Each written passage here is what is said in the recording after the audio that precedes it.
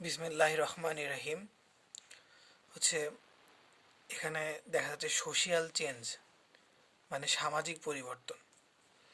So social change সামাজিক পরিবর্তন নিয়ে যদি চারটা পয়েন্টে বলি, তাহলে 1 নম্বর পয়েন্ট হচ্ছে স্ট্রেন অ্যান্ড কনফ্লিক্ট। কনফ্লিক্ট মানে ঝগড়া মারামারি এসব, অ্যান্ড স্ট্রেন মানে প্রেশার বা চাপ। যখন কোনো পরিস্থিতি ঝগড়া বিবাদ সৃষ্টি করে তখন সেটা সামাজিক পরিবর্তন নিয়ে আসে। 2 নম্বর সোশিয়াল প্রবলেমস, সামাজিক সমস্যা।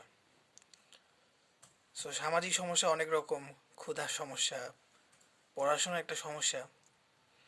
এই সমস্যাগুলা অবশ্যই সামাজিক পরিবর্তন নিয়ে আসবে। 3 নম্বরে আসে রিভলিউশনস অ্যান্ড আপহেভেলস।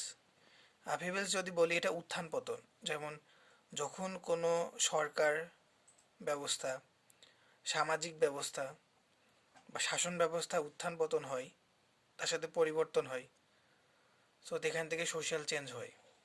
4 নম্বর কালচারাল চেঞ্জ, সাংস্কৃতিক পরিবর্তন। সাংস্কৃতিক পরিবর্তনের কারণেও সোশ্যাল চেঞ্জ, সামাজিক পরিবর্তন হয়। কালচার, ইসলামিক কালচার যেমন আছে ওরকম, এরকম বিভিন্নজন বিভিন্ন রকম সংস্কৃতিকে প্রাধান্য দেয়, প্রায়োরিটি দেয়, যার কারণে সোশ্যাল চেঞ্জগুলো দেখা যায়।